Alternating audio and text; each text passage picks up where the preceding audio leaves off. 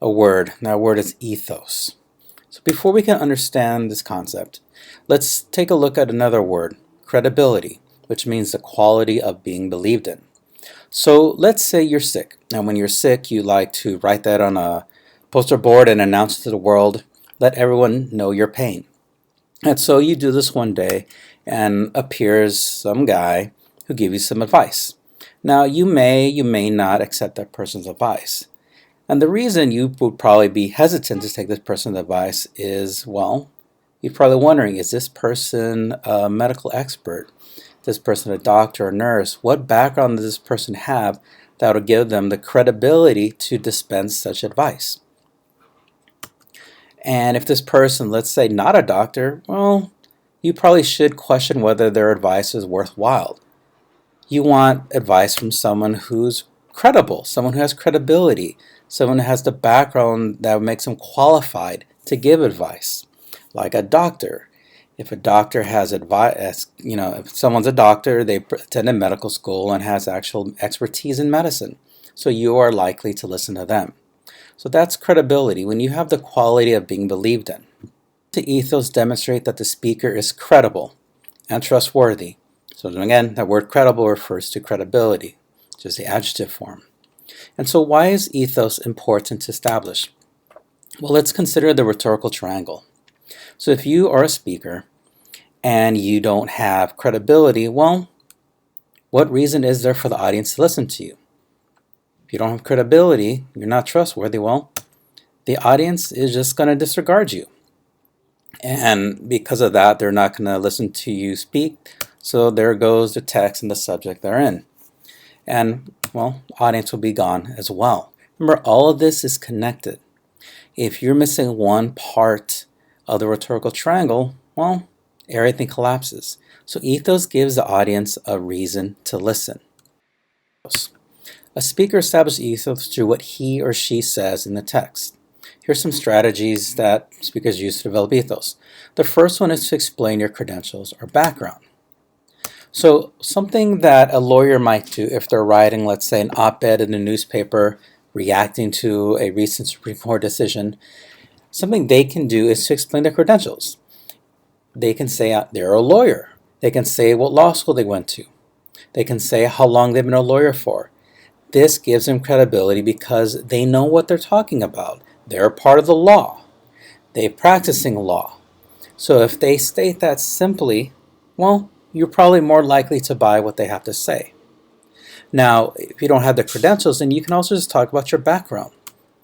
So if you are talking about poverty, well, if you mention that you lived in poverty, then you're making clear that you have the experience of poverty. Therefore, again, you know what you're talking about. Remember, establishing ethos is so much about establishing what you know you're talking about. It helps a great deal. So let's say you don't have the expertise. You don't have the credentials to talk about a certain issue. You don't have the background to talk about a certain issue. Of course, you can always just appeal to authority. Just do your research. And you can cite other experts and their opinions. You can build your ideas off of those. That gives you credibility. That shows that you, again, know what you're talking about. Another way you can establish ethos is by acknowledging counter-arguments. Something we've talked a lot about in argument writing is that you really want to consider the multiple perspectives of an issue. This shows that you really thought something through. Of course, you can just come out of the gates and just stick with one position, and not many people say much about it. But by knowing the counter-arguments, that gives you a position to actually attack those counter-arguments. But again, just showing that you've considered multiple sides of an issue gives you credibility because it shows that you're a thoughtful person. Another way to establish ethos is to demonstrate shared values. And this is something you often see politicians do. And the reason is a politician is often seen as rich and powerful. And so the average voter doesn't see much of a connection or similarity between them and that politician. However, by establishing shared values, the politician attempts to show that, well, they have more similarities than they would otherwise think. One way politicians often do this is by discussing their faith. And by showing their faith, they show they are just an average person. At least that's the hope. Let's take a look at an example of a speaker establishing ethos. For the example, we'll take a look at Denzel Washington's 2011 commencement speech entitled Fall Forward. We're not going to look at the entire speech, that would take too long, but we'll look at a few snippets of that speech. And before we do that, let's take a look at the rhetorical situation, which is critical to any rhetorical analysis. So, the subject is failure. The occasion, it's May 16, 2011. He's at the University of Pennsylvania, which is an Ivy League school, and we'll talk about that in a moment. The exigent, again, it's graduation. Now, something important here, there's this commonly held idea that Washington addresses, and it's this idea that people should have a backup plan to fall back on in case they fail to reach their goals. Okay, that's key to his speech.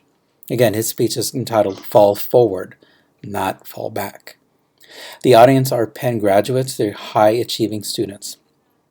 His purpose is to persuade Penn students or Penn graduates not to fear failure, but to embrace it. And he is a speaker, you can read that on your own. Now, look at the purpose, look at the audience, look at the occasion. So, consider also the subject. Now, his purpose is to convince students to embrace failure. And this is going to be particularly hard for an Ivy League class. This is a class of, super high-achieving students who probably haven't encountered as much failure as other students would have. So buying into this idea of embracing failure might be difficult. And so establishing ethos is critical for Denzel Washington here. So let's take a look at how he does this. Early in his speech, Washington says, Reggie Jackson struck out 2,600 times in his career, the most in the history of baseball. But you don't hear about the strikeouts. People remember the home runs. Fall forward. Thomas Edison conducted 1,000 failed experiments. Did you know that? I didn't either, because 1001 was the light bulb. In this excerpt, Washington makes reference to two historical figures who experienced failure. Reggie Jackson, a legendary baseball player, and Thomas Edison, a scientist almost everyone learns about in grade school. These men exemplify Washington's point. Neither gave up in the face of failure and ultimately found success in their respective fields. Washington's knowledge of these two figures demonstrates his expertise on the topic of falling forward, that is, persevering failure. Because Washington can showcase how others have achieved success in spite of failure, his audience of probably skeptical Penn graduates might be more willing to hear him out. In another appeal to ethos, Washington highlights relevant anecdotes from his life. He says, "You will fail at some point in your life, accept it. That's probably not a traditional message for a graduation ceremony, but hey, I'm telling you, embrace it, because it's inevitable. And I should know, in the acting business, you fail all the time." He elaborates on his acting career. He says, "Early in my career, I auditioned for a part in a Broadway musical. A perfect role for me, I thought, except for the fact that I can't sing. But after the first verse, the director cuts me off. Thank you very much. You'll be hearing from me." I walked out of there to prepare for the next audition and the next audition and the next one. I prayed and I prayed, but I continued to fail, and I failed and I failed. Washington's anecdotes are particularly persuasive because he's one of the most famous actors in the country and has been for at least 30 years. Many people see famous actors as lucky and seldom, if ever, consider the obstacles they face. But Washington makes clear that he has experienced his fair share of obstacles in the form of failure. Here he offers himself as a common man, not the superstar most known for. And because of this, his audience is again more willing to listen to him. Just think about it.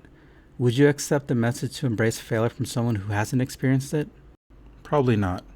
However, the audience can accept Washington's message because his life is a testament to the power of perseverance and embracing failure. how do we analyze and appeal to ethos?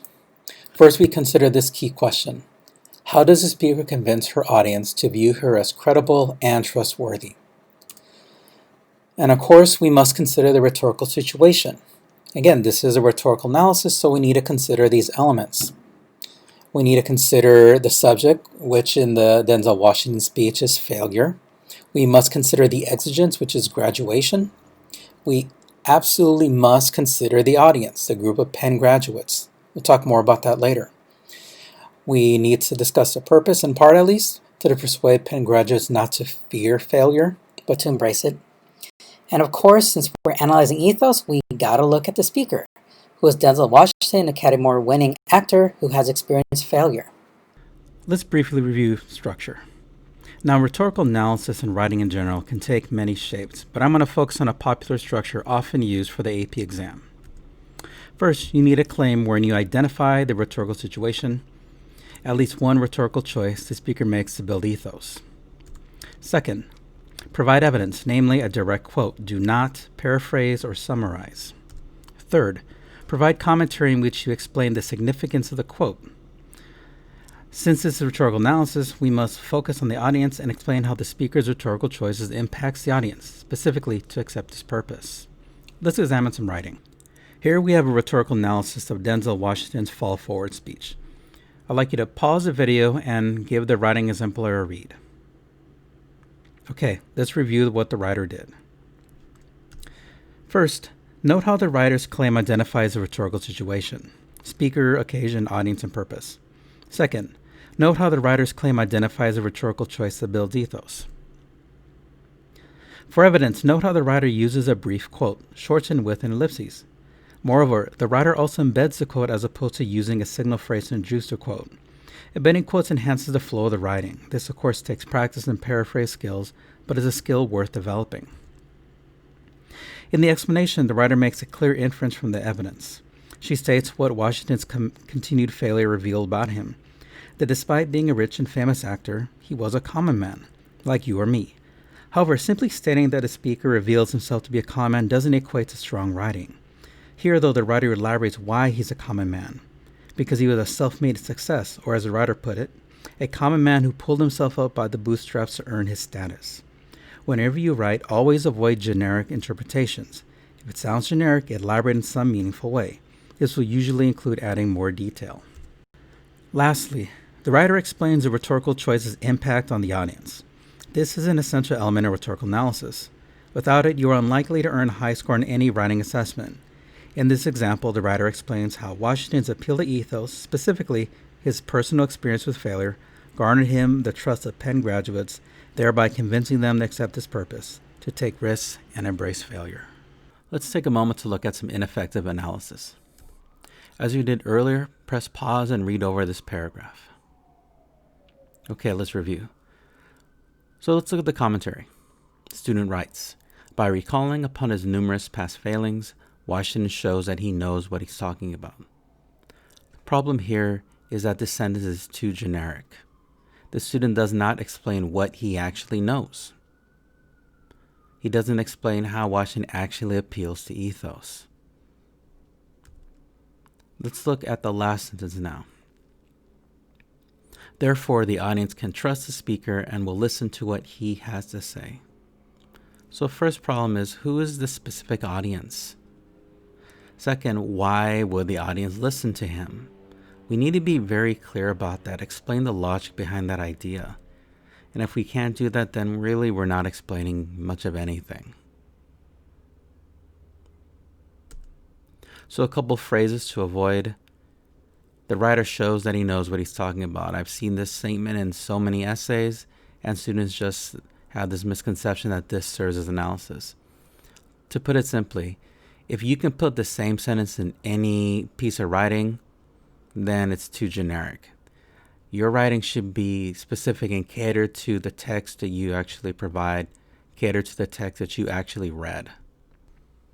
And the second sentence is also too generic to have any meaning. As a whole, if you can plug it into any paragraph, any essay, then revise it. Make sure it's specific to the text you're actually reading. And that's it. I hope you've learned something on ethos.